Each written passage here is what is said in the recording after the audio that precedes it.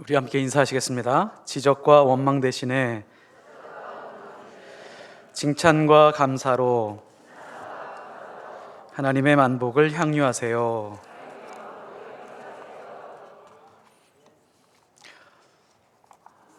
예배 시간에 우리가 이렇게 외쳐놓고 나가서 지적하시면 안 됩니다.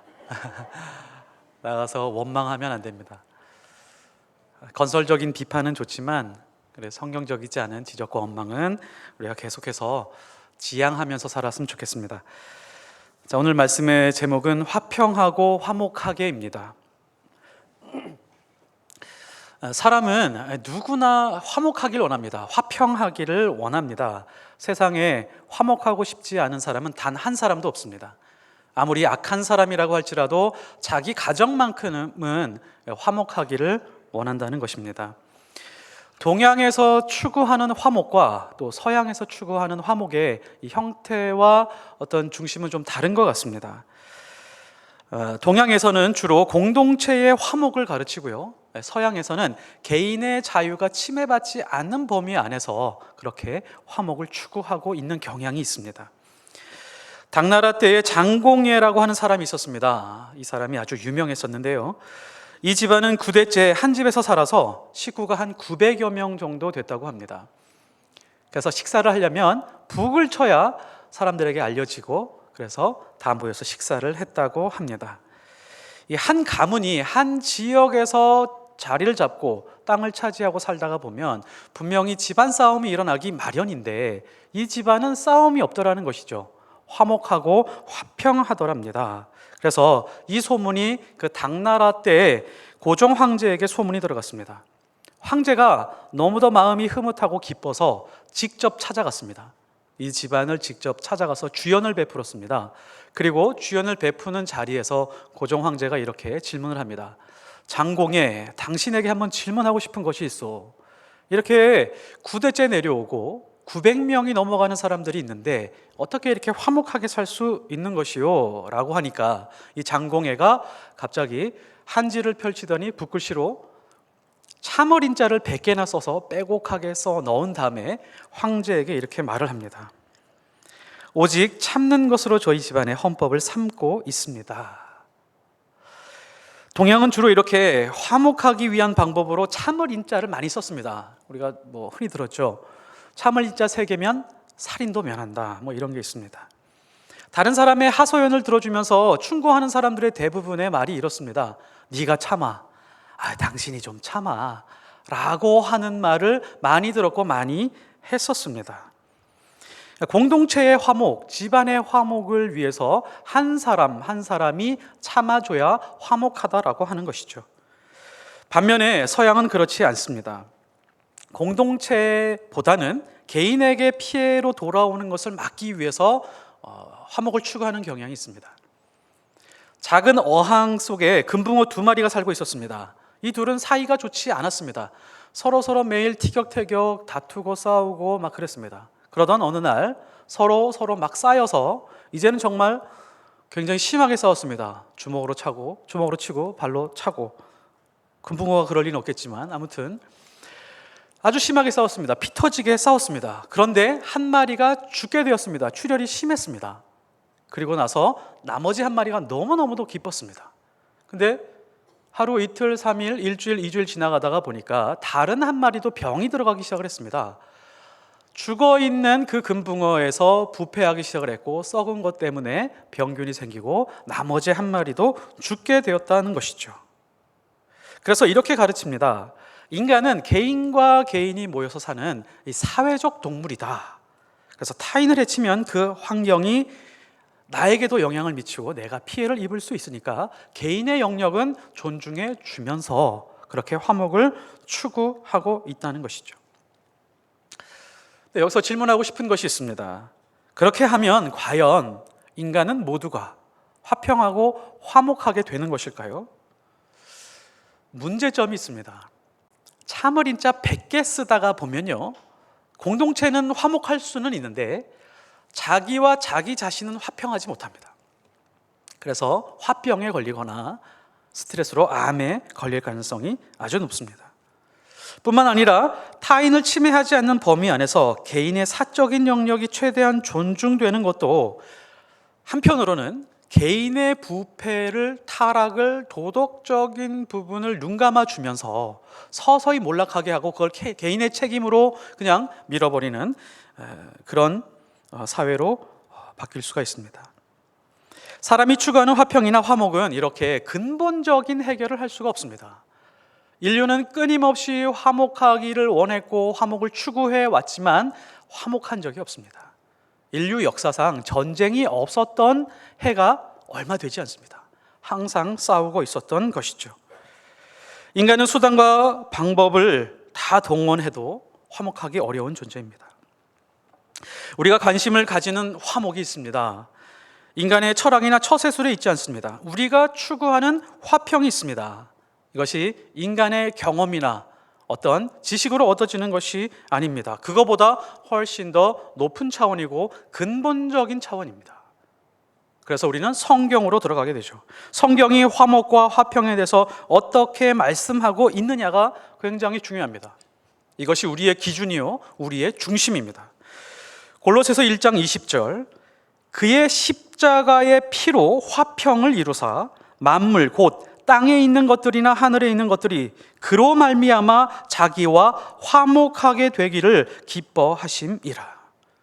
이 말씀은 무엇이냐면 십자가의 피가 없이는 인간들이 화목하거나 화평할 수 있는 가능성은 없다는 것입니다. 인간은 부패한 존재다, 타락한 존재다. 부패하고 타락한 존재들이 모여 살 때 아무리 화목과 화평을 추구한다라고 한들 화목과 화평이 있을 수 없다는 것이죠. 십자가 없는 화평은 가짜이고 그리스도의 피가 없는 화목은 허상일 뿐이다. 오늘 말씀에서 이 화평의 근거도 마찬가지입니다. 어디서부터 흘러온지를 보십시오. 그리스도의 피에서부터 시작해서 화평으로 진행되고 있다는 것을 우리는 어렵지 않게 볼 수 있습니다. 13절에 멀리 있던 너희가, 하나님으로부터 멀리 떨어져 있던 너희가, 그리스도 예수의 피로부터 멀리 떨어져 있던 너희가 예수 그리스도의 피로 하나님과 가까워졌느니라. 하나님과 화목하게 되었다. 14절에 그는 우리의 화평인지라. 화평의 유일한 근거를 예수 그리스도의 피에 있다라고 그렇게 말씀하고 있습니다. 화목하고 평온할 수 있는 그 근거, 유일한 근거, 다른 근거를 대지 아니하고 그리스도의 피 외에는 어떠한 것으로도 인간은 화목하고 평안할 수 없다라고 선언하고 있는 것입니다. 우리에게 가장 중요한 가정의 화목도 마찬가지입니다. 에베소서 5장 22절, 5장에 보면 가정을 향한 그런 말씀이죠.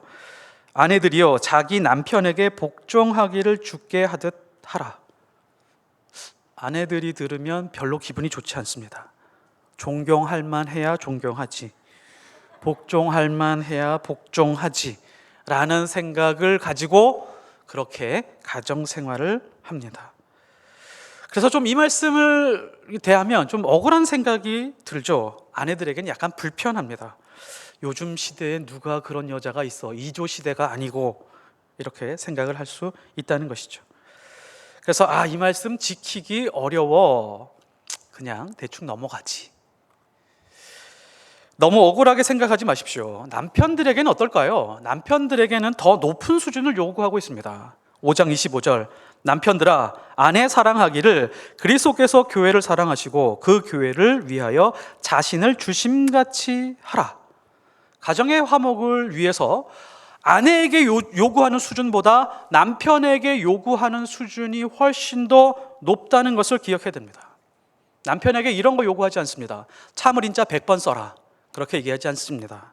아내에게 개인 사생활을, 취미를 존중해줘라, 그런 거 이야기하지 않습니다. 남편은 믿음의 가장이니까 아브라함처럼 믿음의 기준을 세우고 가정을 이끌어 가야 된다, 그렇게 말하지 않습니다. 야곱처럼 12자녀에게 축복하는 아버지가 되라 라고도 말하지 않습니다. 단 한 가지 요구하고 있습니다. 남편이자 아버지는 예수 그리스도가 교회를 위해서, 세상을 위해서 피 흘린 것처럼 그렇게 아내를 위해서 자신을 내어주어야 된다라고 요구합니다. 매우 불편한 말씀이죠. 불편해야 되고 우리는 계속 이 말씀 붙들고 살아야 됩니다. 출애굽기 21장 1절에서 6절까지 보면 아주 독특한 법이 하나가 나옵니다. 제가 가장 좋아하는 법 중에 하나입니다. 내용이 이렇습니다. 어느 날 주인이 가정을 이끌어가다 보니까 노예가 필요했습니다. 그래서 시장에 나가서 노예 한 사람을 구입하러 갑니다. 아주 젊고 일 잘하게 생기고 힘센 노예 한 사람을 구입하러 시장에 나갑니다. 아마도 10대 초중반 혹은 20대 초에 해당하는 그런 남자이겠죠. 율법에 따르면 이 노예를 사서 집 안으로 들어왔을 때 딱 6년만 사용할 수가 있습니다. 그리고 7년째에는 무조건 풀어줘야 됩니다. 아무 조건도 없어요. 그냥 무조건 풀어주게 율법에 그렇게 나와 있습니다. 이 노예가 주인 집에 와서 열심히 살았습니다. 시키는 일 열심히 하고 그러면서 나이도 점점 들어가다가 사랑하는 아내가 생겼습니다.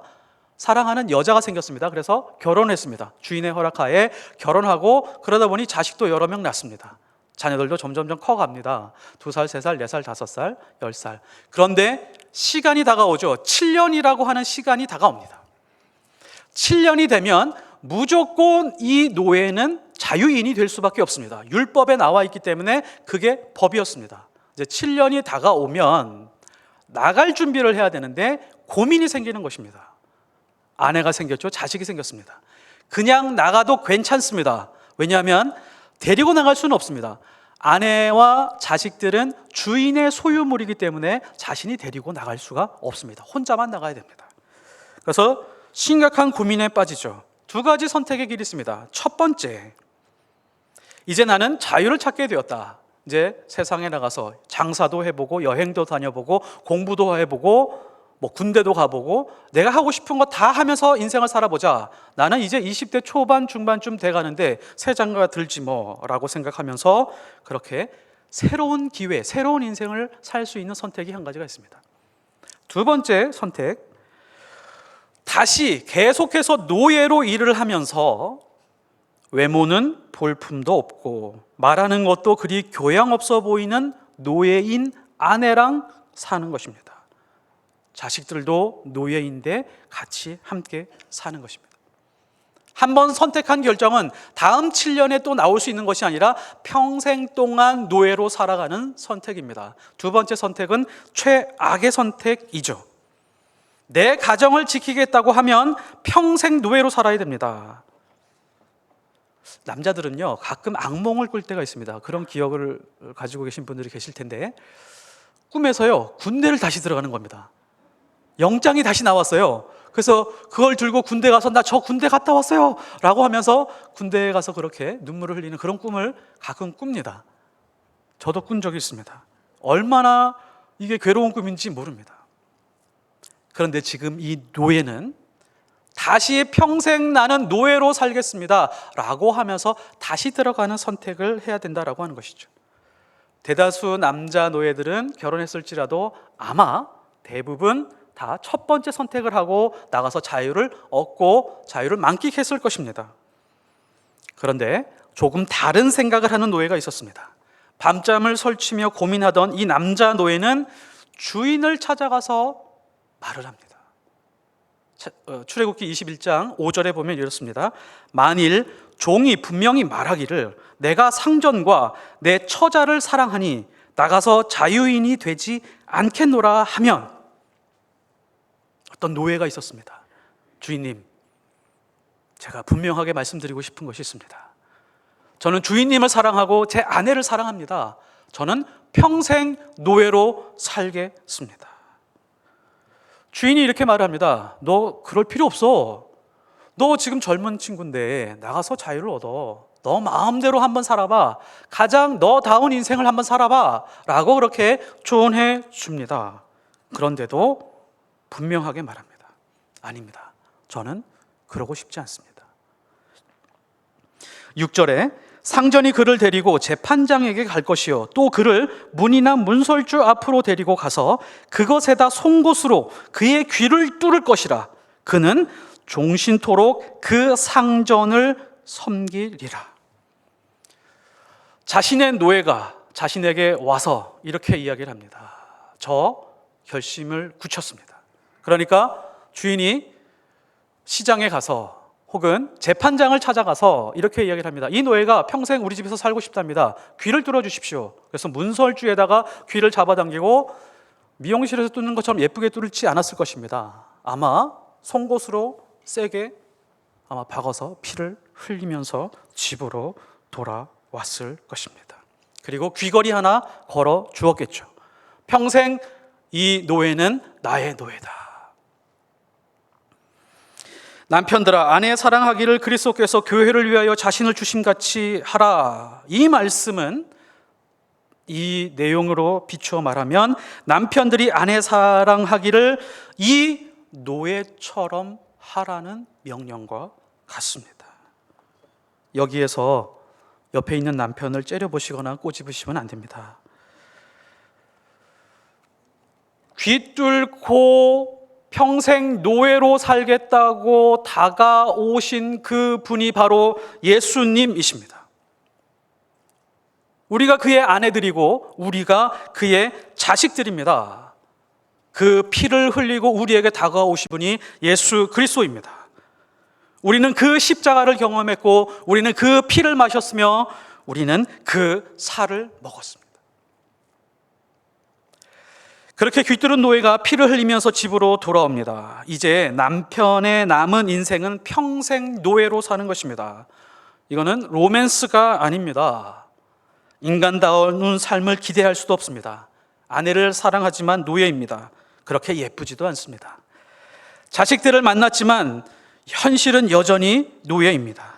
집안 여기저기에서 일하던 아내와 자식들이 저 멀리서 들어오고 있는 아버지의 모습을 보겠죠. 아내가 눈물을 흘릴 것입니다.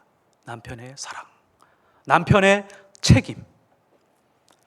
자식들도 그 돌아오는 아버지의 모습이 영원히 각인될 겁니다. 아버지가 우리를 책임졌구나. 자식들도 불안했을 것입니다. 우리 아버지가 우리를 버리고 나간다면 불안하고 두려웠을 것입니다. 그런데 그 아버지가 돌아오기 시작을 했습니다. 남편과 아버지의 책임이 무엇인지, 사랑이 무엇인지 아내와 자식들이 아주 충만하게 경험하는 그 순간입니다. 이것이 화목입니다. 이것이 화평입니다. 이 가족은 어떤 생각과 어떤 마음으로 살아가게 될까요? 자식은 이렇게 살아갈 겁니다. 나는 아버지가 나를 얼마나 사랑하는지 난 알게 되었다. 내 인생도 이미 아버지가 귀를 뚫을 때 다시 태어난 것이다. 나도 자라서 내 자식들을 위해서 죽을 수 있다. 아내도 이렇게 마음 먹을 것입니다. 나는 이 남편을 위해서 죽을 수 있다. 이 아내와 자식들은 남편과 아버지의 피를 경험한 사람들입니다. 이것이 바로 남편들과 자식, 가족들이 더 가까워졌다라고 하는 것이죠. 화목과 평안이 여기에서 시작되고 있습니다. 누군가의 희생과 피로 누리는 평안이 생기기 시작을 했습니다. 오늘 말씀 17절을 보시면요, 또 오셔서 먼 데 있는 너희에게 평안을 전하시고 가까운 데 있는 자들에게 평안을 전하셨으니 라고 하는 말씀이 바로 이런 말씀의 뜻을 가지고 있습니다. 문설주의 귀를 뚫고 우리에게 다가오는 남편과 아버지를 만날 때 찾아오는 그 평안함, 이것이 화평입니다.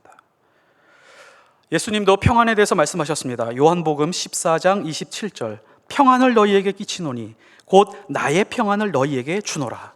내가 너희에게 주는 것은 세상이 주는 것과 같지 아니하리라. 너희는 마음에 근심하지 말고 두려워하지 마라. 여기서 중요한 부분이 있습니다. 우리는 그냥 평안으로 받아들이고 있는데요, 예수님이 말씀하시는 평안은 나의 평안입니다. 예수님은 지금 내가 가지고 있는 이 평안이 있는데 나의 평안을 너희에게 줄 것이다, 이 평안을 비교해보면 세상 어디에서도 경험할 수 없는 그런 평안일 것이다. 이 평안을 한번 맛봐라. 어떤 평안과 비슷하냐면 지금 문설주에 귀를 뚫고 다가오는 아버지의 모습을 바라보고 있는 아내와 자식들이 맛보고 있는 평안이라고 하는 것입니다. 나의 평안. 예수님이요, 이 말씀을 하실 때가 언제냐면 내일이나 모레쯤 바로 십자가에 달리실 때입니다. 십자가에 달리시는 것을 분명하게 알고 있기 하루 이틀 전에 최종 마지막 설교에서 이 말씀을 하신 것입니다. 나에게 평안이 있다. 예수님이 말씀하시는 이 평안은 차원이 완전히 다릅니다. 돈 문제로 불안하고 두려웠는데 돈 문제가 해결돼서 찾아오는 평안하고 다릅니다. 자식 문제로 바람날 잘 날이 없었는데 기도하니까 평안이 찾아왔다라고 하는 수준도 아닙니다. 크게 투자해서 어떤 사업이 잘 될까 말까 이렇게 두려워하고 고민하고 있는데 사업이 잘 풀려갔다라고 하는 데서 찾아오는 그런 평안이 아닙니다. 이 평안은 어디에서 온 거죠?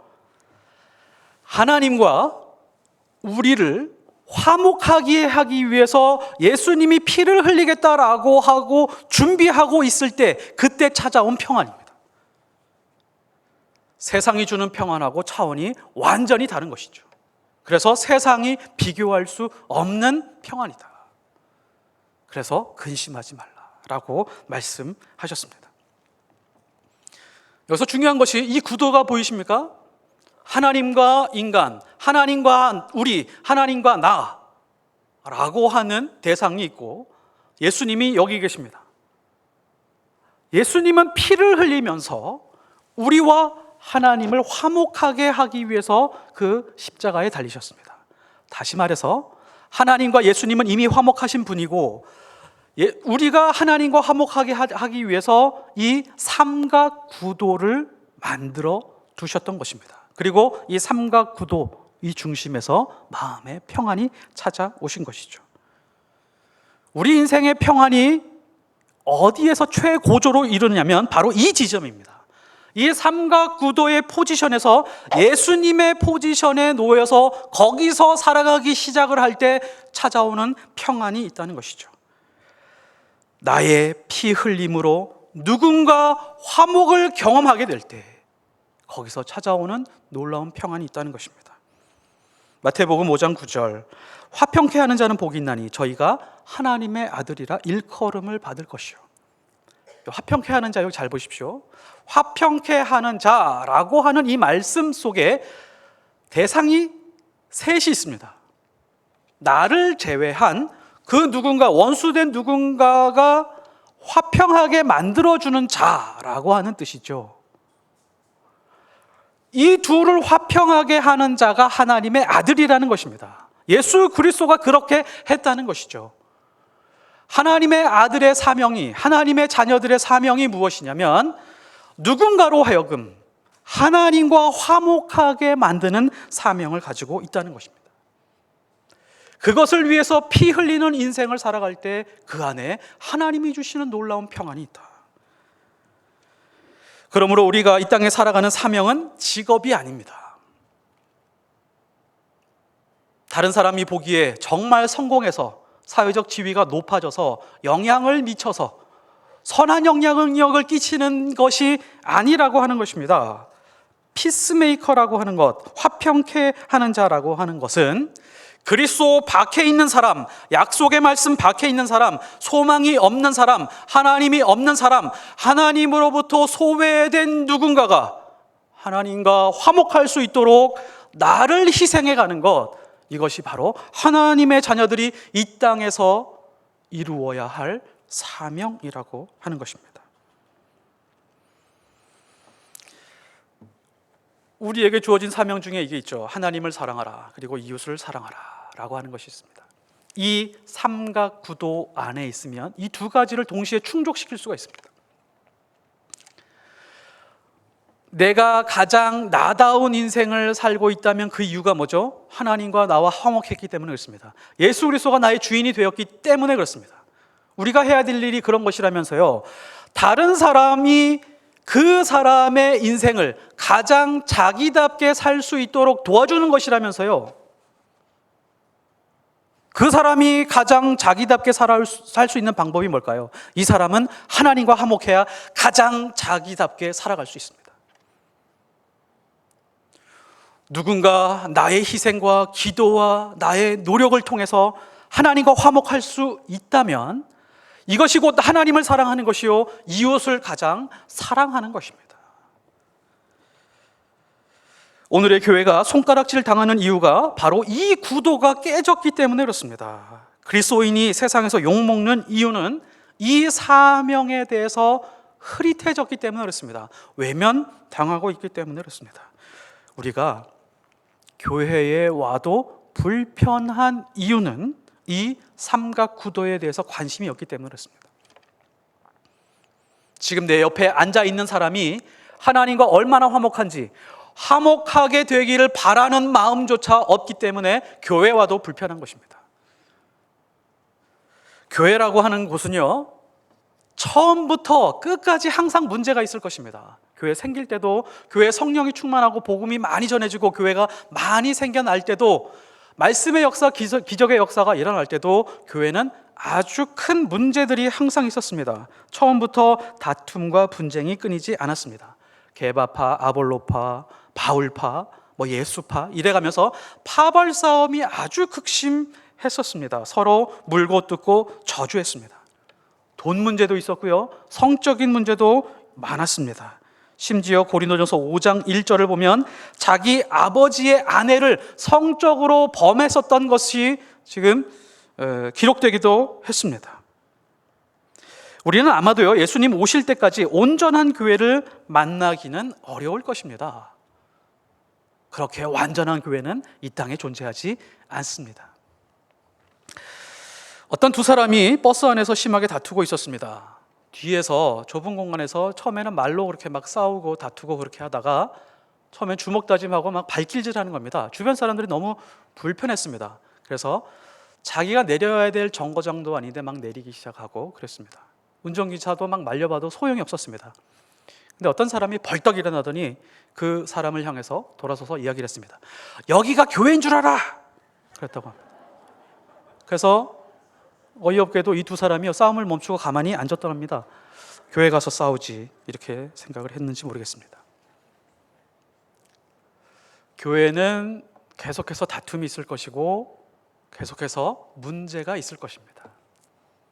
그러나 중요한 것은, 놓치지 말아야 할 아주 중요한 것은 무엇이냐면 교회를 통해서 세상이 하나님과 화목하게 되는 이것, 이 구도는 놓치지 말아야 됩니다. 교회는 예수 그리스도의 피로 화목하게 된 사람들이 모여서 예배하는 곳입니다. 그리고 이 사람들은 세상에 나가서 무엇을 하냐면 세상 사람들로 하여금 하나님과 화목하게 할 수 있도록 밑거름이 되는 사람들입니다. 그래야 그 교회를 하나님께서 기뻐하시고, 그리고 그 하나님의 자녀들을 하나님께서 기뻐하신다는 것이죠. 교회는 예수 그리스도의 몸이라면서요. 예수 그리스도의 몸이 교회라면서요. 예수 그리스도의 몸은 십자가 위에서 찢김 받는 데 사용되었습니다. 예수 그리스도의 몸은 피 흘리는 데 사용되었습니다.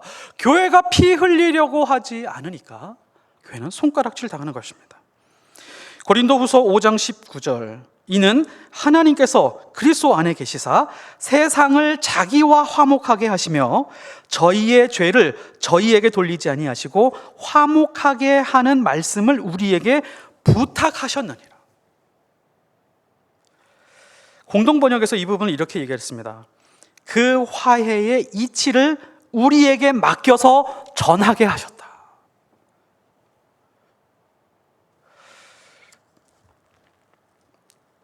하나님께서 하나님과 화목하게 하는 이 이치를 우리에게 알게 하시고 맡기시고 그렇게 살도록 하셨다는 것입니다. 이것이 바로 화평케 하는 하나님의 자녀들입니다. 십자가는 예수님이 자기 자신의 인생을 하나님의 뜻에 제한시켰다라고 하는 증거입니다. 예수 그리스도의 피는 사람과 하나님의 화목을 위해 자신의 인생을 완벽하게 제한시켰다라고 하는 그런 확증입니다. 그러므로 하나님을 사랑하는 사람들은 하나님의 말씀으로 우리의 모든 인생을 제한시키는 사람들입니다. 그것이 바로 하나님을 사랑하는 것입니다. 내 인생에 많은 길이 있지만, 많은 선택이 있지만, 아까 그 젊은 노예 종처럼 여러 가지 선택의 길이 있지만, 예수 그리스도가 가신 그 길로 나의 인생의 길을 제한시키는 것입니다. 이것이 하나님을 사랑하는 것입니다. 우리도 내 안에서 욕심과 세상에서 풀어내고 싶은 욕망을 십자가에 못 박고 고스란히 피 흘리는 사람들입니다. 이 사람들이 바로 하나님의 자녀들이죠. 그리고 거기에서 분명히 하나님의 능력이 드러나게 될 것입니다. 우리가 가지고 있는 가장 큰 오해가 있습니다.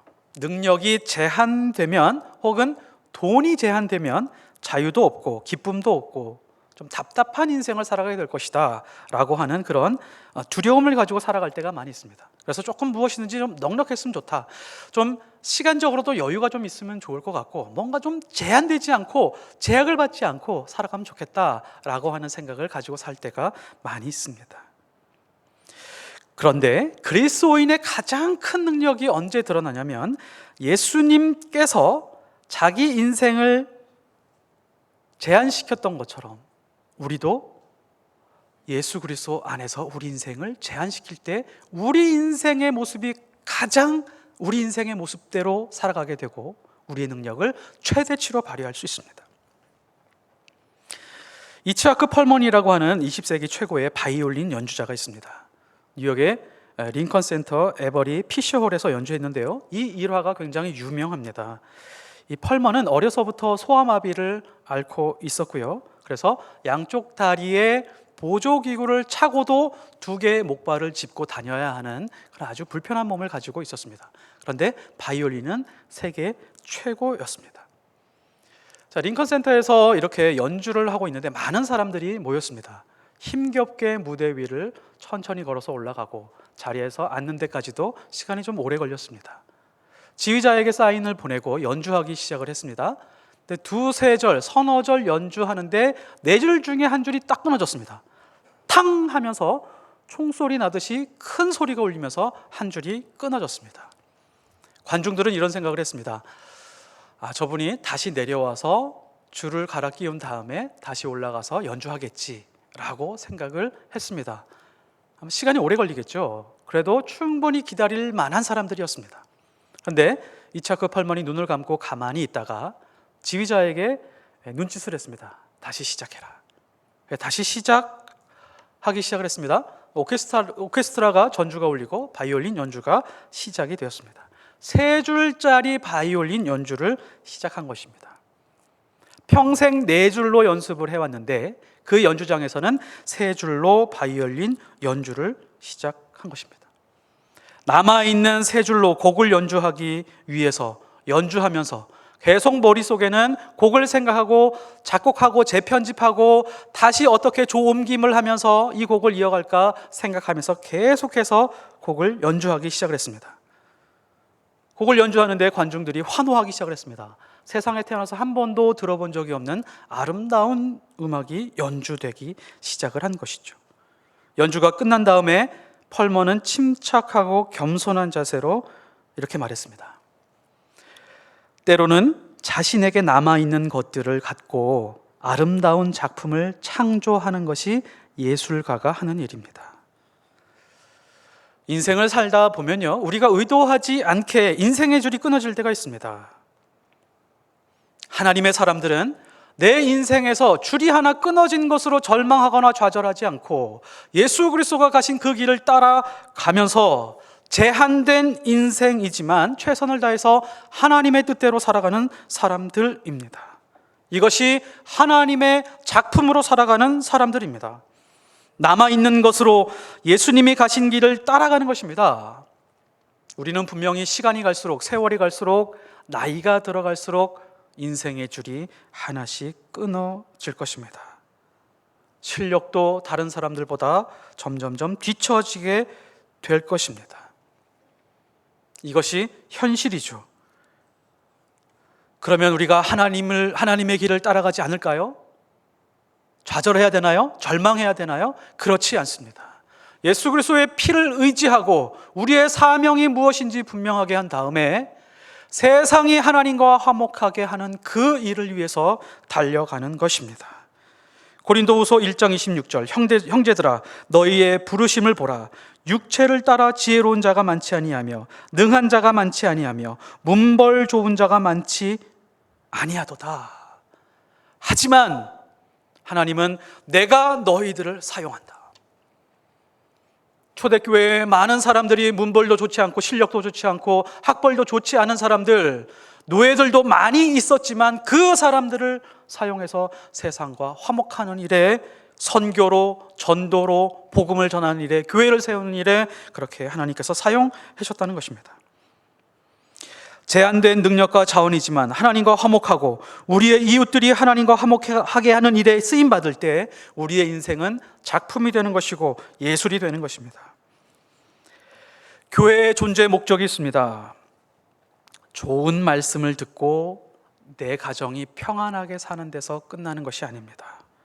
교회는 세상과 하나님이 화목하도록 피 흘리도록 만들어진 예수 그리스도의 몸입니다. 그리스도인들이 이 땅을 살아가는 이유는 내 몸과 마음이 건강하고 세상에서 나는 하나님의 자녀다라고 하는 이런 이미지 메이킹을 위해서 살아가는 존재들이 아닙니다. 제한된 인생이지만 나의 가족과 이웃의 누군가가 화목하게 하기 위하여 하나님과 화목하게 하도록 때로는 피 흘리는 삶을 살아가는 사람들입니다. 세상에 이것만큼 큰 축복이 없죠. 피 흘림이 곧 축복입니다. 하나님과 내가 화목하고 누군가를 위해서 피 흘리면서 누군가가 화목하게 되는 것, 이것이 축복입니다. 피 흘리다, 블리드라고 하는 단어는요, 어디로 파생이 되었냐면 블레싱으로 파생이 되었습니다. 축복으로 파생이 되었습니다. 축복은 피 흘림에서 나왔습니다.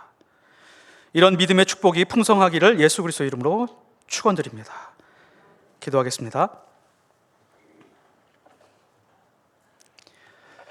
하나님, 오늘 하나님께 찬양을 올려드린 것처럼 우리 인생을 하나님의 마음대로, 하나님의 원대로, 하나님의 뜻대로 빚어 주시옵소서. 우리의 뜻이 아니라, 우리의 의지가 아니라, 우리의 생각과 감정이 아니라 하나님의 생각과 감정과 의지대로 우리를 새롭게 하여 주시옵소서. 가장 먼저 우리가 에이렌에 하나님과 화목하는 일이 있게 하시고 우리의 삶이 피 흘리며 예수 그리스도의 길을 따라가는 그런 삶을 살게 하여 주시옵소서.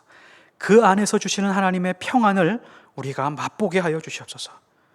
이 모든 것을 위해 성령으로 충만케 하여 주시옵소서. 예수 그리스도 이름으로 기도드렸사옵나이다. 아멘.